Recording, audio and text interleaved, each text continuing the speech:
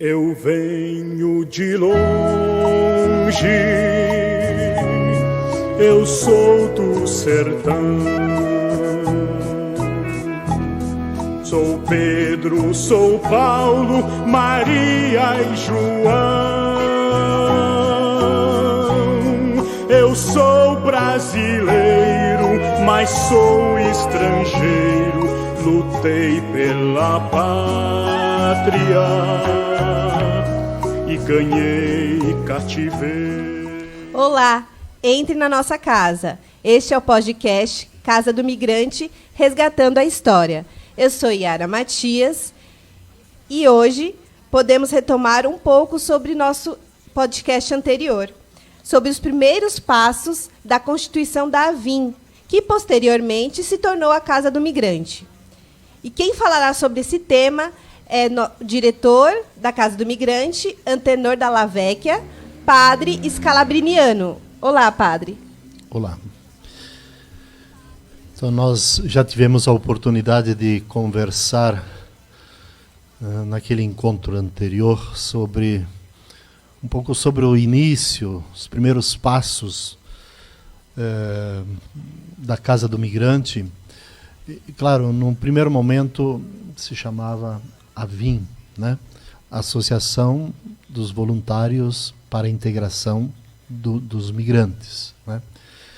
E eu vou me servir um pouco daquele texto que Dirceu Kuti, né, escreveu sobre um pouco da história, né, da Casa do Migrante. Ele fala fragmentos de memória, ou seja, ele resgata pontos, passos, caminhos feitos por algumas pessoas, né? E acho que é importante ter dentro, digamos, deste estudo, deste conhecimento, dessa história, um pouco do contexto, né? O contexto da história no surgimento da AVIM, Associação para os Voluntários de Integração do Migrante, né? Claro, nós estamos falando de um período em que a realidade socioeconômica brasileira, né, ela vivia situações de muita dificuldade. Falamos especificamente nesse primeiro momento de migrantes de migração interna, migrantes que eram provenientes especialmente dos estados de Minas Gerais e dos estados do Nordeste em geral, que vinham justamente para São Paulo, Rio de Janeiro, esse era o eixo fundamental, né? Vinham para buscar responder às suas carências e necessidades, até de fome, eu diria, no Nordeste brasileiro, né?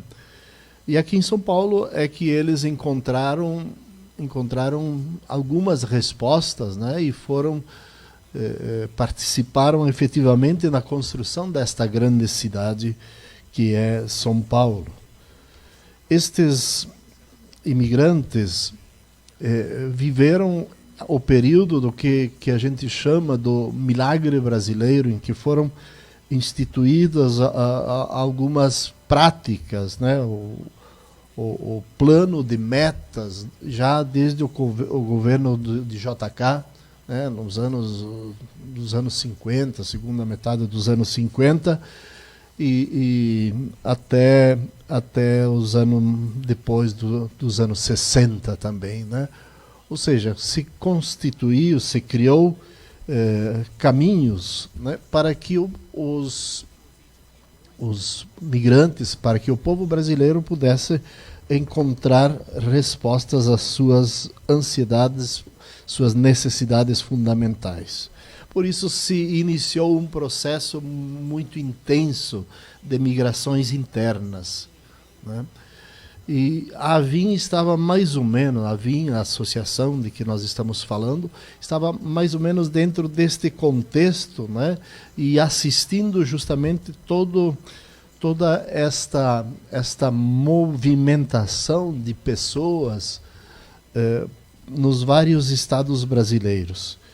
E justamente as pessoas que estavam aqui, nós falávamos na vez anterior do padre Alberto Zambiasi, que foi um dos fundadores da AVIM, junto com outras pessoas, também eles foram como que gestando esta proposta, esta ideia de estar respondendo aos anseios de todo este povo que ia chegando aqui pela grande cidade, né? Buscando respostas, né? Mas foi justamente nesse período, então, que vários seminaristas do seminário João 23, aqui do Ipiranga, começaram a pensar de uma forma diferente sobre a atenção aos migrantes. Inclusive, nós falávamos na vez anterior de que a congregação ela foi fundada em vista dos migrantes italianos, né? Então toda a congregação, mesmo a formação seminarística aqui, ela estava sempre muito voltada ao tema dos italianos. Mas foi justamente neste período que alguns seminaristas, junto também com Alberto Zambiasi, né, foram pensando de atender, de responder às necessidades destes que estavam chegando aqui na grande cidade. A partir, digamos, desta percepção e desta angústia, eu diria, que na verdade era uma angústia que ia abrindo possibilidades, ia criando caminhos, né, para responder a este drama, a estes sofrimentos, né? Então, estes seminaristas, eles começaram como que renunciar às férias e fazer incursões pelo estado de Minas, indo de trem, né? Para o estado de Minas, Bahia, Nordeste. Também houve um período em que vários deles foram fazer visitas pelo fato de constatarem a presença também de paraguaios, visita ao Paraguai. Enfim, eram como que visitas missionárias, mas tinha esse caráter de conhecer com mais profundidade o que estava acontecendo nesta realidade, né? Além disso, eles estavam assim muito atentos ao que acontecia na cidade. E o que estava acontecendo é que o número de favelas na grande cidade ia se multiplicando, né? Então, a presença deles também dentro destes complexos, né? Dentro das favelas, que dava a possibilidade de conhecer com mais profundidade as demandas que estas famílias traziam. Enfim, se submetiam a uma situação de, eu diria, de muita humilhação, condições de vida precaríssimas, né? Mas estavam aí estes jovens, né, tentando encontrar maneiras junto com eles, né, para viver uma vida com mais dignidade. Enfim, este movimento, né, este movimento foi suscitando então um despertar para uma realidade sofrida, dura, e que exigia tomada de atitudes sérias, né? No sentido de abrir até a própria instituição, a própria congregação, que ela foi fundada em vista dos migrantes italianos, para abrir também a mentalidade para a realidade dos migrantes internos, né? E depois, posteriormente, migrantes provenientes de outros de outros países e assim por diante, não só exclusivamente aos migrantes italianos.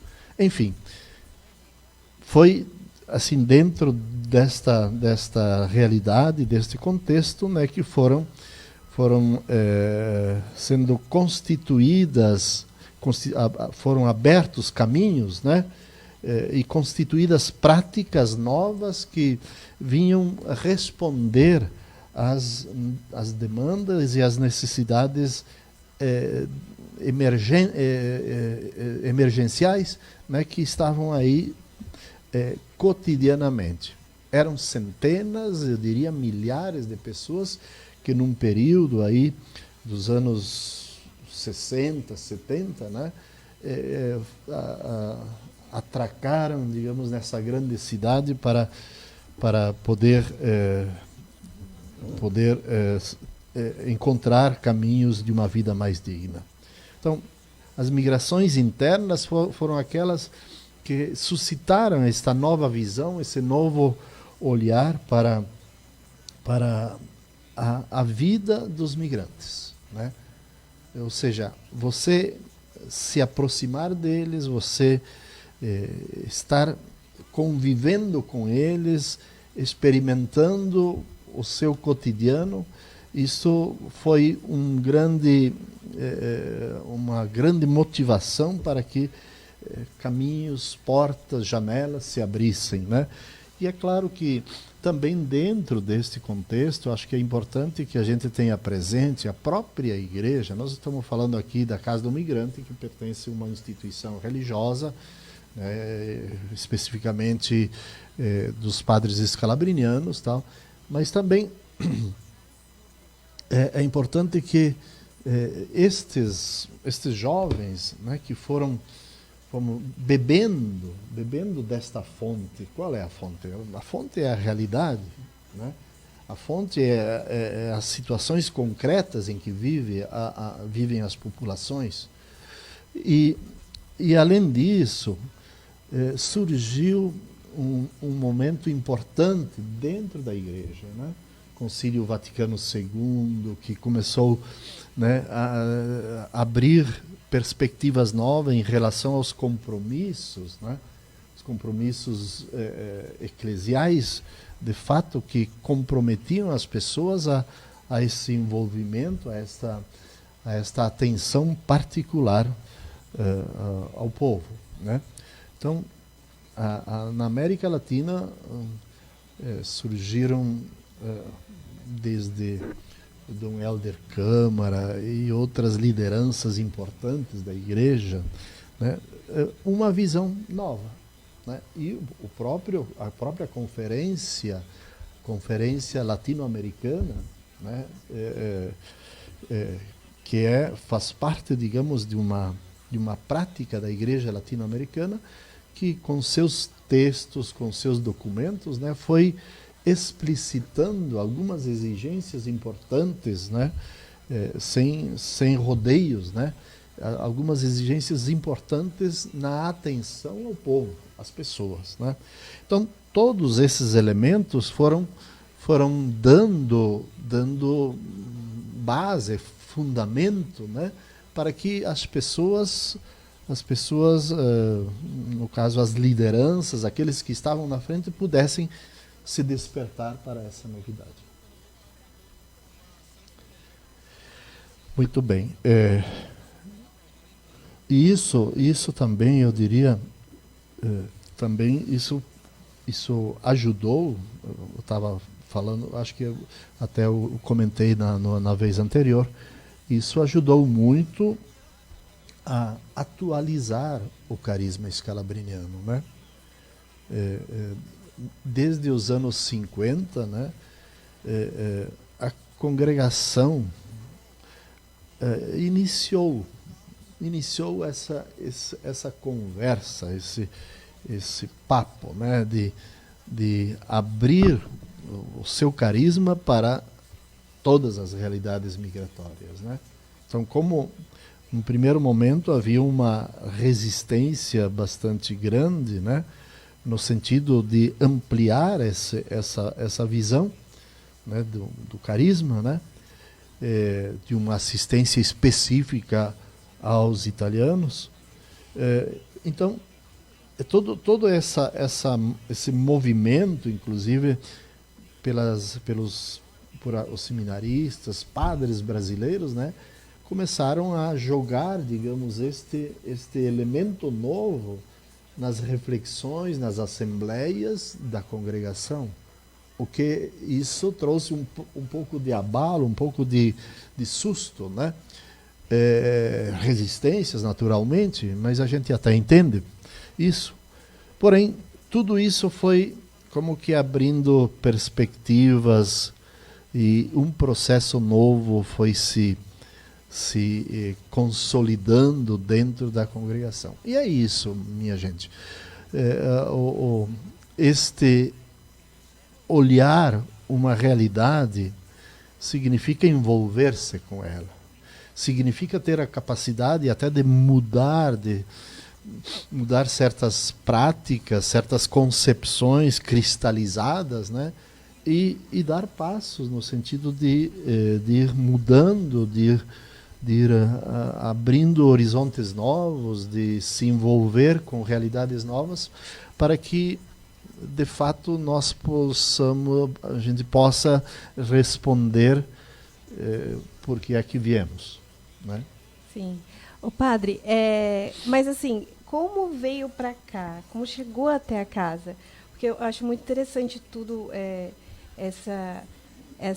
esse olhar, né? Esse olhar que a gente identifica como o carisma do Scalabrini, toda essa situação, mas como chegou para cá? Como foi o padre Alberto recebeu esses migrantes internos, né, no caso, no início, como foi fisicamente aqui? Então, eu diria, esse caldo foi aquele que propiciou, né, o surgimento e a preocupação, a angústia, tudo isso muito misturado, né, suscitou em Alberto, mas também outras lideranças, seminaristas, a necessidade de constituir um espaço onde os que estavam chegando aos milhares, né, pudessem ter uma orientação, uma resposta, tanto que no início a VIM, uma das primeiras propostas foi criar em várias partes da grande São Paulo, né, grupos ou espaços, né, de formação, seja de qualificação no trabalho, de alfabetização. Então no primeiro momento foi isso, né? Quer dizer, o pessoal está chegando, nós precisamos, né, de ir ao encontro, precisamos de qualificar essas pessoas para que elas não possam ser passar por privações, abusos, enfim, na grande cidade, de exploração e assim por diante. Então, isso foi ajudando estas pessoas a começar a criar uma associação dos voluntários para a integração do migrante, né? Boa a proposta, né? Sim. Era uma associação, a ideia era não de padres, mas uma associação leiga, né? Uma pessoa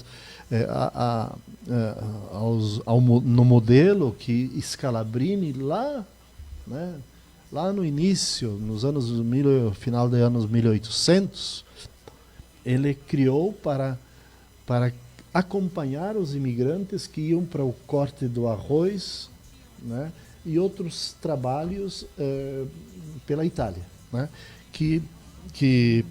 então esta associação procurava estar presente, estar ao lado destes migrantes, né, que iam buscar o sustento para si, né, e assim, então, a preocupação do Alberto foi justamente de se criar esse